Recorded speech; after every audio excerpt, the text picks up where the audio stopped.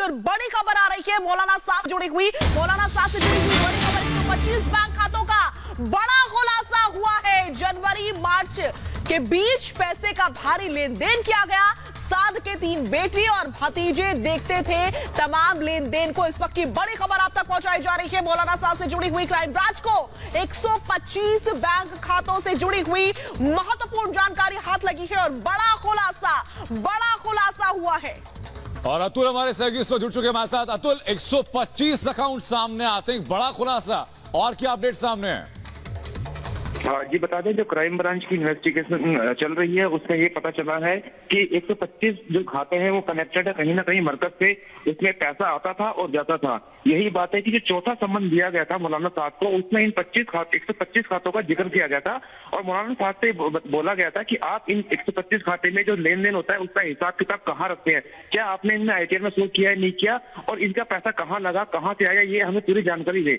इसके अलावा जो 2000 लोग मरकज में आके बैठे थे, पुलिस ने ये बोला है कि उनके भी खातों की जांच की जाएगी कि उनके पास पैसा कहां से आया और उन्होंने पैसा किसको दिया। यहाँ पे ऐसा भी सुनने में आ रहा है कि सिर्फ 125 ही नहीं हो सकता है, खातों की संख्या बढ़ के 200 तक चली जाए, क्योंकि ऐसी बातें अभी इन्वेस्टिगेशन कंप्लीट नहीं हुई है। कंप्लीट होने में भी टाइम लगेगा।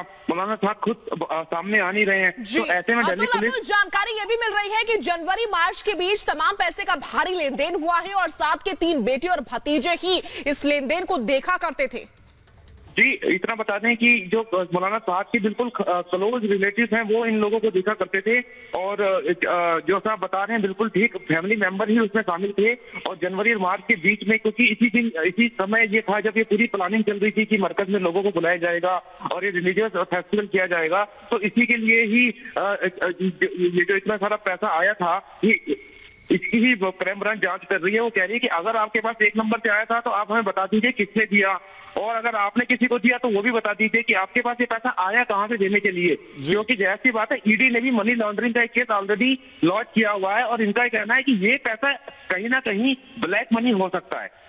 ईडी की तरफ से जो आरोप तय किए गए, अतुल, क्या ये जांच उसमें भी सहायक हो सकती है? जी बिल्कुल होगी, क्योंकि क्राइम ब्रांच अपनी जो भी इन्वेस्टिगेशन कर रही है वो सारी की सारी ईडी के साथ शेयर कर रही है, और खासकर मनी ट्रांजैक्शन जो है वो उसको क्राइम ब्रांच को ईडी के साथ शेयर करना ही पड़ेगा, क्योंकि उनकी जो ईडी की जो इन्वेस्टिगेशन है वो PMLA prevention of money laundering पे ही होगी। और ये जो 125 खातों की जानकारी है, इसके साथ साथ इनकम टैक्स डिपार्टमेंट की भी जो इंक्वायरी बैठी हुई है, तीसरी इंक्वायरी, वो दोनों की दोनों दिल्ली पुलिस और इनकम टैक्स दोनों की दोनं मिलकर के ईडी को अपना जांच देंगे कि हमने अपनी जांच में ये पाया है। और इसके अलावा ईडी 125 बैंक खातों का खुलासा हुआ है। आप नजर बनाए रखिए।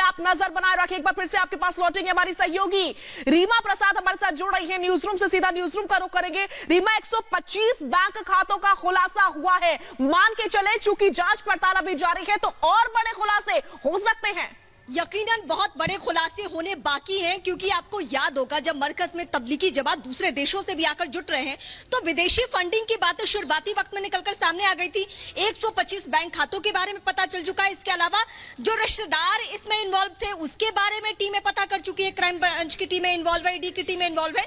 तो एक के बाद एक ये जांच की प्रक्रिया जैसे जैसे आगे बढ़ी है वैसे वैसे बड़े खुलासे हो रहे हैं, और यकीनन और बहुत बड़े बड़े खुलासे होने बाकी हैं इस लिहाज से, क्योंकि सिर्फ ये भारत तक सीमित नहीं है बल्कि इसके तार कई देशों से जुड़े हुए हैं। और वहां से कैसे फंडिंग की जाती थी सिर्फ तबलीगी जमात में, यहाँ पे मरकज में जुटकर, क्या ये सिर्फ एक धर्म के नाम पर कुछ बातें हो रही थी? बिल्कुल इस बात की संभावनाएं पुख्ता होती नजर आ रही है रीमा कि विदेशी फंडिंग का इस्तेमाल किया गया है इसमें, इस पूरे रैकेट को चलाने के लिए, और जिसका पैसे का इस्तेमाल किया गया देश विरोधी गतिविधियों के लिए। शुक्रिया रीमा आपका हम जुड़ने के लिए।